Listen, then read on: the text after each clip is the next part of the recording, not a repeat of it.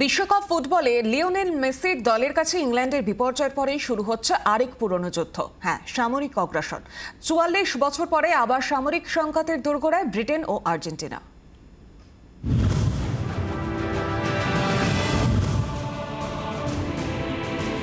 একটা পোস্টার আর সেটাকে নিয়ে পুরনো স্মৃতি উস্কে যুদ্ধ শুরুর পথে দুই দেশ। বিশ্বকাপের মঞ্চে ঘটে যাওয়া একটা ঘটনা এখন বিশ্বের মাথা ব্যথার বড় কারণ।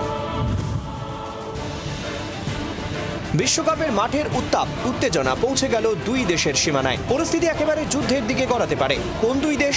আর্জেন্টিনা আর ব্রিটিশ মানে ইংল্যান্ড। অভিযোগ, সেমিফাইনালে আর্জেন্টিনার কাছে হারের পরই রণংদেহী মেজাজে ব্রিটিশ নৌসেনা। আন্তর্জাতিক জলসীমা পেরিয়ে আর্জেন্টিনার দিকে ধেয়ে আসছে ব্রিটিশ যুদ্ধজাহাজ, এমনটাই দাবি লিওনেল মেসির দেশের। গোটা বিষয়টিকে সামরিক অভিযান হিসেবে আখ্যা দিয়ে সুর চড়িয়েছে আর্জেন্টিনার বিদেশমন্ত্রী পাবলো কুইরনো।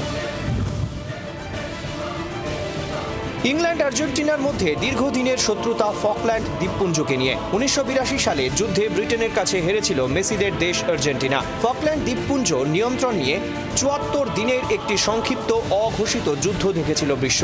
ব্রিটিশ বাহিনীর কাছে আত্মসমর্পণ করেছিল আর্জেন্টিনীয় সেনা। এই যুদ্ধে প্রায় ৯০৭ জনের প্রাণহানি ঘটেছিল।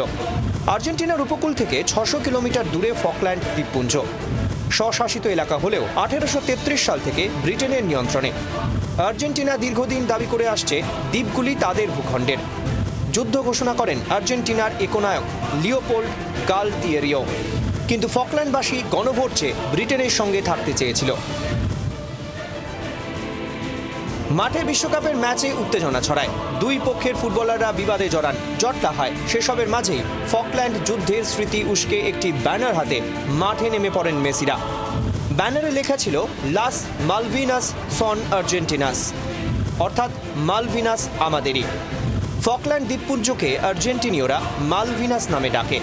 ফকল্যান্ড আইল্যান্ডের মালিকানা দাবি করে মেসিরা যেভাবে পোস্টার নিয়ে মাঠে নেমেছে তার তীব্র বিরোধিতা করেছে ইংল্যান্ড। ফুটবল ঘিরে এহেন ধুন্ধুমারের মধ্যেই সামরিক অভিযান শুরু করল ইংল্যান্ড। অভিযোগ আর্জেন্টিনার বিদেশমন্ত্রী পাবলোর দাবি, অনুমতি এবং আগাম সতর্কতা ছাড়াই ব্রিটিশ নৌসেনা নজরদারি যুদ্ধজাহাজ HMS মেডোয়েকে ঢুকিয়ে দিয়েছে আর্জেন্টিনার জলসীমায়। এই জাহাজটি মূলত ফকল্যান্ড দ্বীপপুঞ্জের আশেপাশেই মোতায়েন করা থাকে। প্রতিবাদ জানিয়ে আর্জেন্টিনার ব্রিটিশ দূতাবাসকে চিঠিও দিয়েছে পাবলোর মন্ত্রক। যাবতীয় অভিযোগ উড়িয়ে দিয়েছে ব্রিটেন। প্রধানমন্ত্রী কিয়ের স্টারমারের দপ্তর থেকে জানানো হয়, আগে থেকেই আর্জেন্টিনার অনুমতি নিয়েছিল এই যুদ্ধজাহাজ। পাশাপাশি রাজনৈতিক ব্যানার নিয়ে মেসিদের মাঠে নামার বিরুদ্ধে ফিফা তদন্তের দাবি জানিয়েছে ব্রিটিশ সরকার। ব্যুরো রিপোর্ট, জি২৪ ঘন্টা।